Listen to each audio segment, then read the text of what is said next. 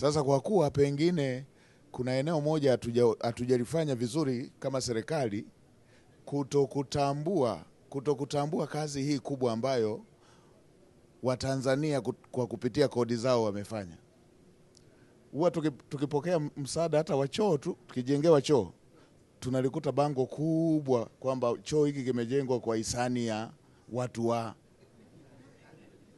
Sasa niwaelekeze Mamlaka ya Mapato Tanzania, inapofanyika miradi mikubwa kama huu na umejengwa kwa fedha za Watanzania, mradi mkubwa kama ule wa bandari bilioni 280 kwa fedha za Watanzania, mradi kama wa bwawa trilioni 6.5 kwa fedha za ndani, tena tukiwa tunaambiwa hatutaweza na tukaweza, kwa mradi mkubwa kama wa daraja la Kigongo Busisi, wawe wanaweka bango kubwa hivyo hivyo kwamba mradi huu umejengwa kwa fedha za Watanzania.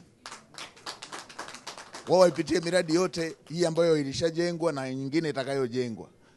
Kabla ya siku ya uzinduzi watu waliona hilo bango kwamba Watanzania na wenyewe wamejenga mradi huu. Watanzania wameweka CT scan mikoa yote. Watanzania wameweka MRI. Watanzania wanaondoa hospitali za zamani zilizokuwa zimechoka na wamejenga hospitali mpya